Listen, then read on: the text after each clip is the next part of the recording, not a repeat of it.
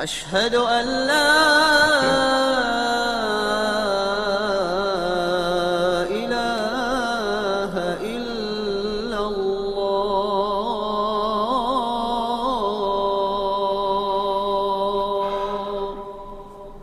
The 42nd chapter of the book of Isaiah in the Bible clearly foretells the coming of an Arabian prophet, specifically Prophet Muhammad, peace and blessings be upon him. Isaiah describes itself as a prophecy about the future. God states that, "The former things have taken place, and new things I declare." God starts the chapter by drawing our attention to a very special person that he will send. He describes this person as my servant, whom I uphold, my chosen one in whom I delight. At least 3 of the names of the Prophet Muhammad are mentioned: servant, chosen one, and in whom I delight. Isaiah is originally written in Hebrew. Arabic and Hebrew share a lot of common words because they are both Semitic languages. Isaiah uses the Hebrew word ebed for servant. The Arabic word for servant is abd. Prophet Muhammad is known as God's servant. In Arabic, Abdullah. Chosen one is Mustafa in Arabic.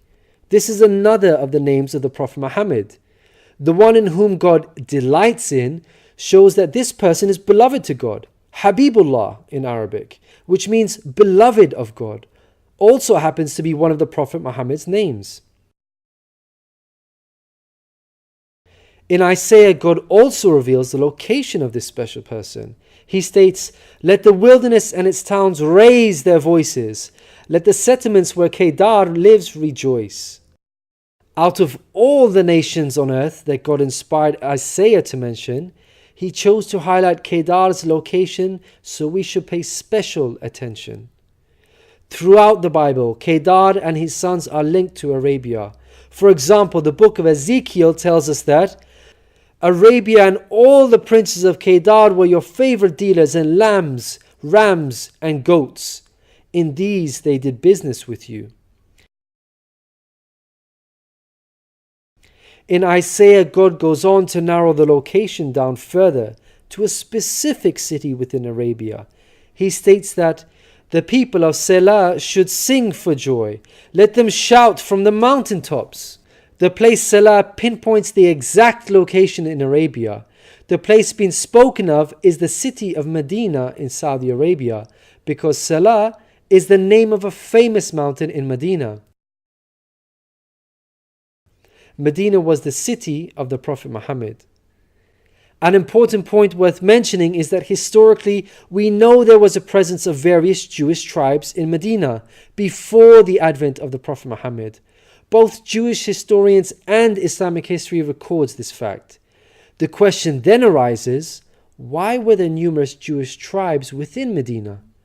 The answer is that the learned Jews were aware of this prophecy in Isaiah and were anxiously awaiting the coming of a new prophet. Islamic history records the fact that whenever a dispute arose between the Jews and the Arabs in Medina, the Jews used to taunt their pagan Arab neighbors by saying, "When our prophet arrives, we shall obliterate you." The Quran also affirms this. God says, "Is it not a sign to them that the learned men of the children of Israel knew it as true?" In Isaiah, God informs us that the special person will bring something new. Mankind is told that we will sing to the Lord a new song, His praise from the ends of the earth. The statement "a new song" means a new law, a new way of worship. This is exactly what Islam represents. The emphasis on the new song here is singing the praise of God all over the earth. The Quran opens with the statement, "Praise be to God, Lord of the worlds," and is recited by Muslims all over the world during prayers every day. The new song cannot refer to Jesus because he did not bring about anything new. Rather, he confirmed the law of Moses that was already there. In the Gospel of Matthew, Jesus said, "Think not I am come to destroy the law or the prophets.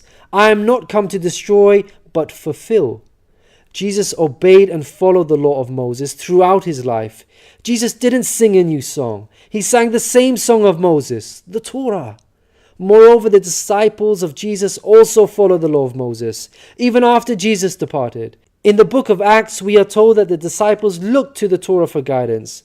For the law of Moses has been preached in every city from the earliest times. In Isaiah, God emphasizes the universal mission of the coming person by mentioning that he will be made a covenant for the people and a light for the Gentiles. Gentiles means non-Jews. The Quran confirms the Prophet Muhammad, peace be upon him, was sent to the whole of mankind, Jews and Gentiles alike. In the Quran, God tells us, "We have sent you, O Prophet, as a bearer of glad tidings and a warner for the whole of mankind, but most people have no knowledge." The verse in Isaiah cannot apply to Jesus, because in the Gospel of Matthew, Jesus said, "I was sent only to the lost sheep of Israel." In Isaiah, God further states that He will lead the blind by ways they have not known. Along unfamiliar paths I will guide them. The pagan Arabs at the time of the Prophet Muhammad fit this description perfectly, because they had not been sent a messenger prior to Muhammad. The Quran bears witness to this. God states that Muhammad was sent to warn a people to whom no warner has come before. The verse in Isaiah cannot apply to Jesus, because his people, the Israelites, had already received a multitude of prophets from God. In Isaiah, God emphasizes that this special person will be sent to those who trust in idols, who say to images, "You are our gods." The whole of Arabia at the start of Muhammad's prophethood consisted of idol worshippers. Again, this cannot be a reference to Jesus, because his people, the Israelites, were monotheists and not idol worshippers. Moreover, Jesus explicitly told his disciples to stay away from the idol worshipping Gentiles, the exact opposite of what God prophesied in Isaiah. The Gospel of Matthew tells us that these 12 Jesus sent out with the following instructions: "Do not go among the Gentiles." In Isaiah, God states that this special person will be a warrior and will go forth as a mighty man. He shall stir up jealousy like a man of war. He shall cry, yea, roar. He shall prevail against his enemies. Throughout history, God has dealt sternly with those who are sent guidance and persist in disbelief. Prophet Muhammad, peace be upon him, had to engage in many battles with the idol-worshipping enemies of God and ultimately prevailed against them. By comparison, Jesus did not triumph over his enemies. According to Christians, he was crucified by them. Moreover, Jesus wasn't interested in fighting. He was not a man of war. He was a pacifist, according to the Bible. He said such things as, "For all who draw the sword will die by the sword," and "My kingdom is not of this world. If my kingdom were of this world, then would my servants fight." In Isaiah, God gives us a list of momentous achievements for this special person. Chief of these is that the idol worshippers will be turned back in utter shame. Not only did the Prophet Muhammad conquer Mecca, the pagan capital of Arabia, but by the end of his life, in just 23 short years of prophethood, Arabia had shunned idol worship and now worshipped the one true God of Abraham. This cannot apply to Jesus, as it was Christians themselves who were humiliated and greatly ashamed for hundreds of years after Jesus.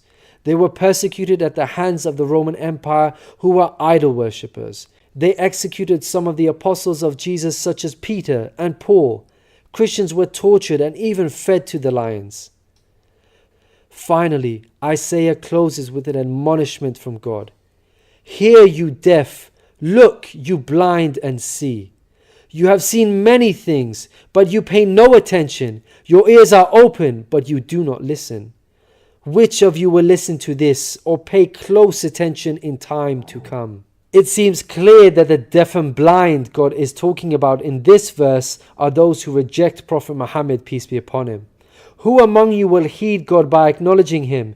Who will listen and pay close attention in time to come? الذين يتبعون الرسول النبي الأمي الذي يجدونه مكتوبا عندهم في التوراة والإنجيل يأمرهم بالمعروف أشهد أن لا